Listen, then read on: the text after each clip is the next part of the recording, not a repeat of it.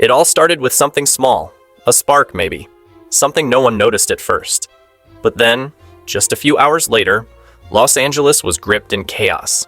The flames, which had been just a tiny flicker in the dry brush on the outskirts of the city, had spread so quickly that no one could keep up with them. By the time people started evacuating, it was already too late for many.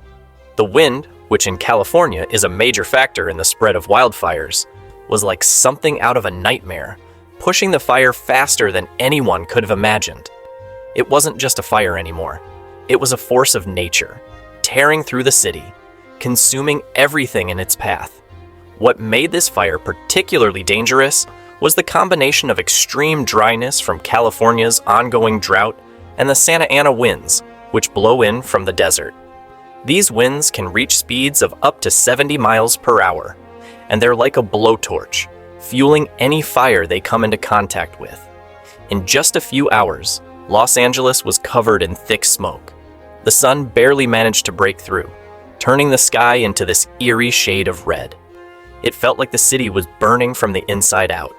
And what many people don't realize is that California is no stranger to these kinds of fires. In fact, 2023 was one of the worst wildfire seasons on record, with over 2.5 million acres burned. But this fire, in 2025, is on track to surpass that, making it one of the deadliest and most destructive fires in the state's history. It was around midday when the fire began to really threaten the residential areas, and that's when the calls started. Evacuation orders, warnings to grab what you can and leave before it's too late. But it wasn't just a few homes here and there. By the time the sun set, entire neighborhoods were gone.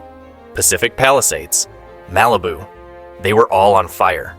People couldn't get out fast enough, and the roads were clogged with cars, everyone trying to get away from something they didn't even fully understand. In 2021, the Woolsey Fire, which also hit Malibu, destroyed nearly 1,600 structures. But this new fire is poised to leave behind an even greater trail of devastation. Before we continue, make sure to hit the like button and subscribe to the channel so you don't miss out on more critical updates like this. By nightfall, over 4,000 homes had been destroyed.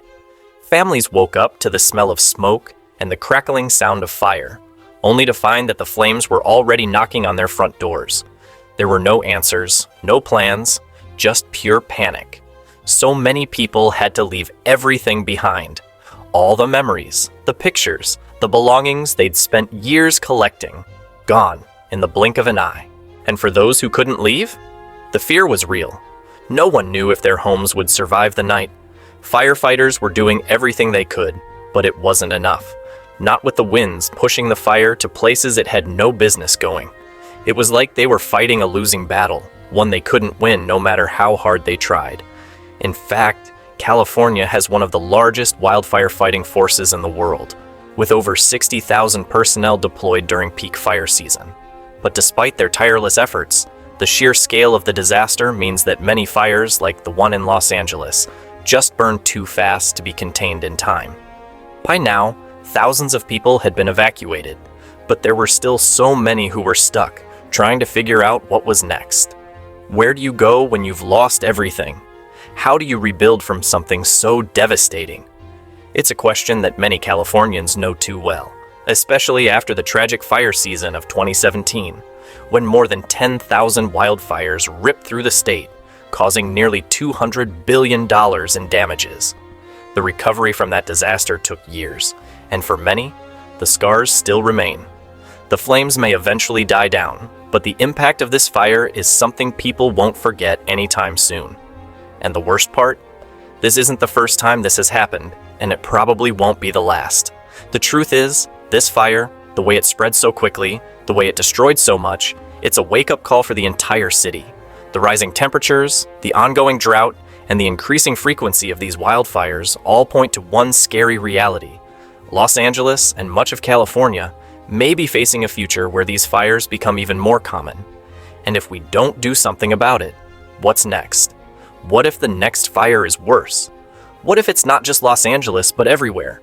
That's the terrifying thought hanging over all of us. In fact, Research shows that wildfires in the US have increased by more than 30% over the past few decades, and climate change is expected to make the situation even worse.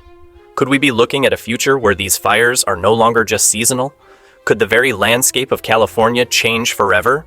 So, as we watch the city try to recover, it's hard not to wonder, can we prevent something like this from happening again? Or are we doomed to keep fighting fires that are getting bigger and harder to control? That's the question we all need to face, because the next one might be coming sooner than we think. And as we're left to pick up the pieces, one thing is clear. The fires might go out, but the scars they leave will stay with this city for a long time. The lessons learned from today's disaster could shape the way we prepare for the fires of tomorrow.